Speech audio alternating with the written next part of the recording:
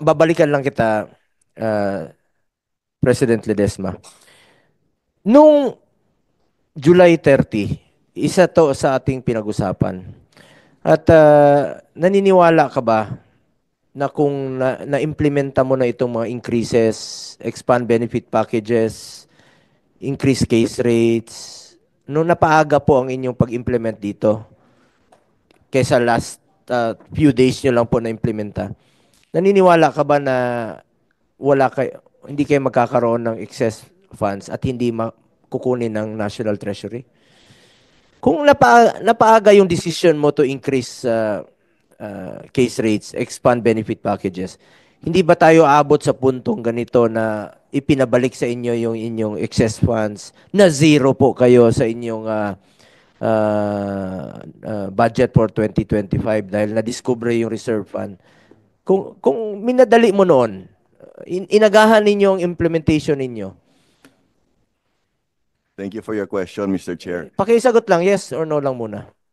Actually, Kung Mr. napaaga yung implementation nyo ng increasing case rates, na-expand yung benefit packages, nakinabang yung mga pasyente nating mga mahirap, hindi tayo abot sa puntong mawawalis yung inyong excess funds. Yes or no?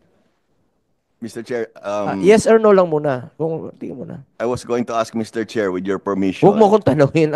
Ikaw tinatanong ko. Yes or no? Kung napaaga yung implementation nyo sa ginawa ninyo kahapon o ng karang araw, hindi ba tayo aabot sa puntong magkakaroon ng pagwawalis ng excess funds? Yun lang naman. Sa tingin, kung napaaga. I was thinking, Mr. Chair, maybe it would be our finance guy will be able to answer the question better. Yun kasi ang problema doon.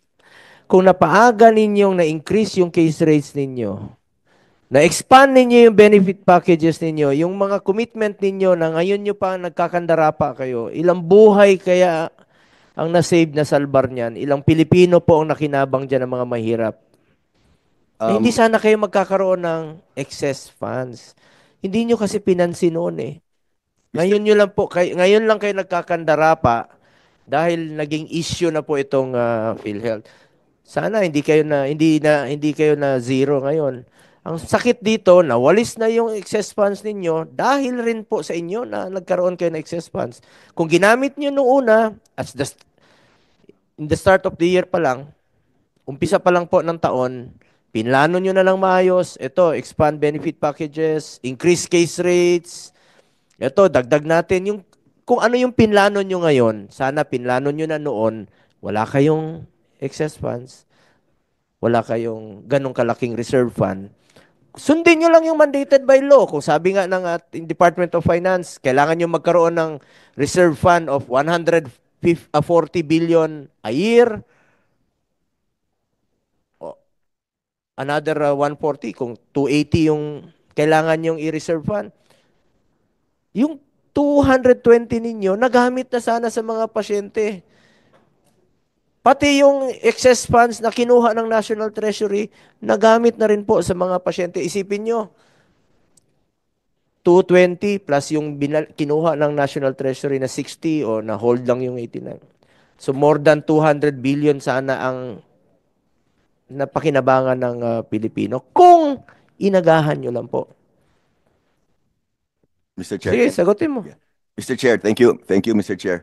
Mr. Just want to mention, Mr. Chair, that when we implemented the 30% almost across the board increase, the initial 30%, that was done po last February 14. So this 50% now we added was just a few nights ago. But last February 14 po namin implement yung Kailan kinuha ng National Treasury yung 89.9? When was that? I think it was April of this year. Kung tinaasan nyo, sinabay nyo nung Pebrero yung sinasabi mong 30%, kung tinaasan mo na ng 80%, nakinabang pa ang Pilipino, nakinabang pa yung mga mahirap, hindi pa na naging excess fund, hindi na walis. Yes po. Nung na-discover na meron kayong excess funds, doon nakita na meron kayong reserve fund. Yes po. Doon nagka-problema. Yes po. Attorney Eli.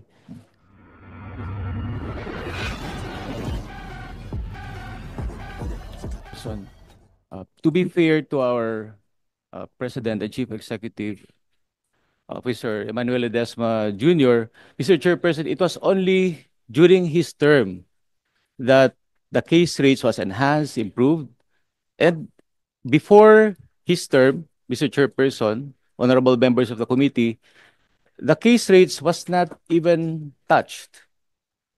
During the previous Bakit administration, po? Bakit po? Ikaw, for, matagal ka na dyan. yes, Mr. You were President. there even before the appointment of President Ledesma. Bakit Yes. hindi nyo naisipan noon? I'm addressing it not only to Mr. Ledesma, but to PhilHealth. Eh sabi mo, panahon lang niya. Eh ba't hindi nyo, kung naisipan yung itaas nung February, ba't hindi nyo from 30%? Eh kahit na tinaasan nyo ng 30%, eh yung kinaltas ka dun sa buntis na yung mag-asawa na pulis, yung kinuha lang sa kanila, 20,000 lang po nakaltas. Eh kung inagahan nyo, baka at par na po dun sa kanyang contribution, kahit na tabla man lang sila, hindi sila nalugi. Lugi pa rin sila eh.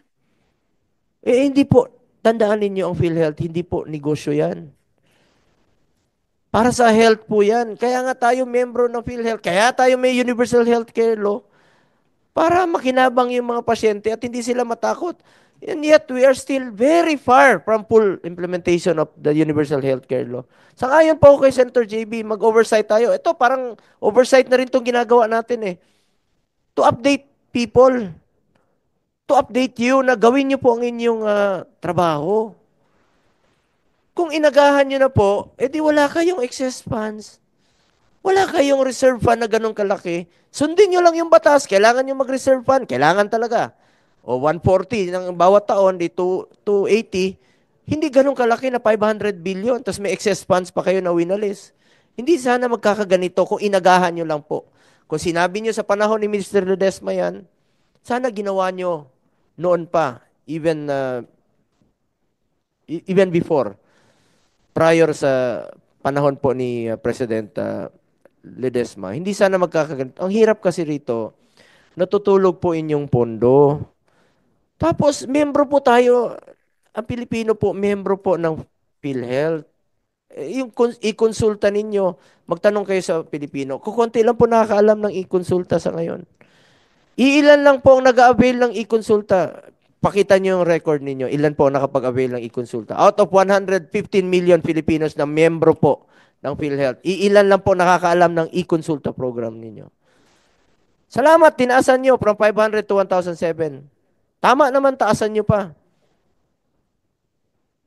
Pero ilan po ang nakakaalam? Napaka-unfair naman po sa Pilipino na nagko-contribute yung iba sa atin. Tapos hindi naman napapakinabangan. Ulitin ko, hindi ang PhilHealth hindi po negosyo 'yan.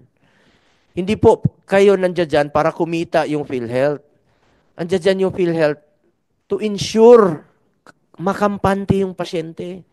Hindi matakot magpa-hospital yung pasyente. At kampante silang magpa-hospital at tutulungan sila ng PhilHealth at ng gobyerno. Tandaan nyo, isang beses lang tayo dadaan sa mundong ito.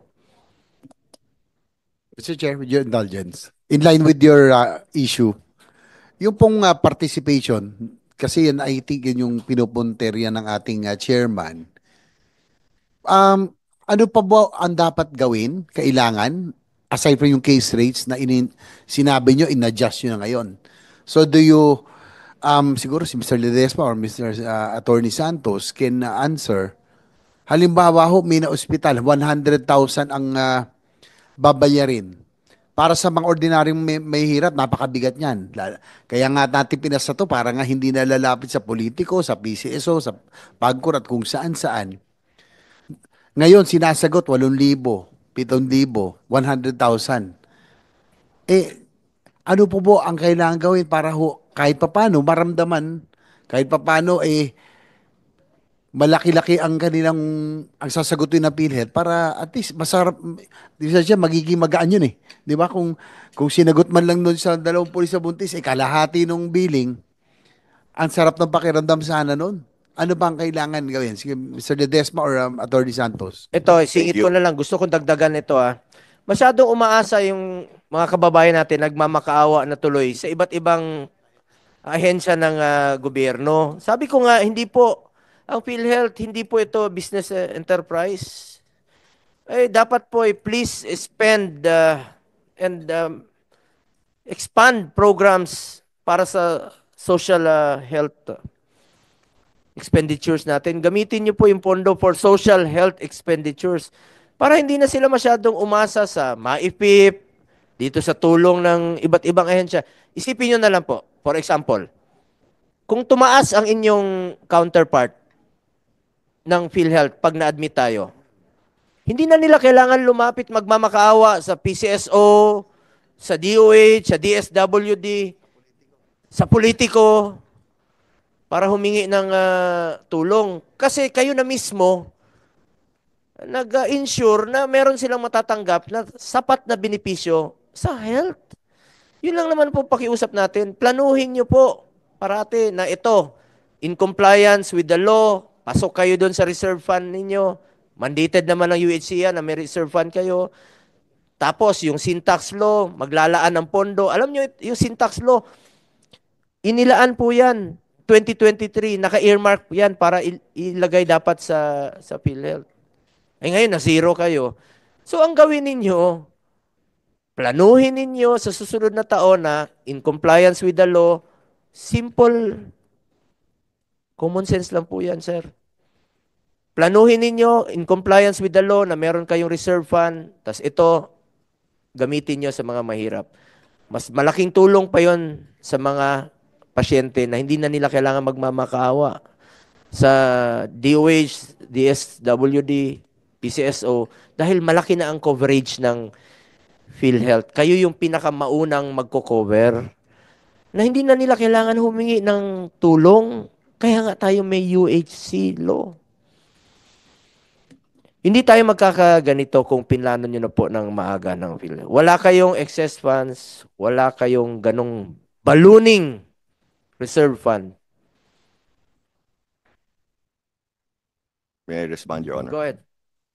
Thank you very much, Your Honors, for your valuable inputs and comments. No, I'll address the query, and then CEO Attorney Eli, I think, wants to add some issues. No, first of all, we will submit to this honorable committee. We already put together, Your Honors, a benefit plan for 3 years. So, we've done some benefit enhancements this year. Pero tuloy-tuloy na po ito, no? Nakalatag na yan for the next 2 years, for the next 3 years, no? We will submit that to this committee para makita niyo po yung mga plano namin on the benefits enhancements, no? Aside from that, to answer the question of Honorable Senator Joseph Ejercito, no? Aside from that, we are also looking at aggressively expanding our accredited facilities to make it easier for the people, no? And then in line with that, we are also pushing very hard on improving our road to full digitalization, no? With that also, we have a lot of updates to this honorable committee we can also share with you, no?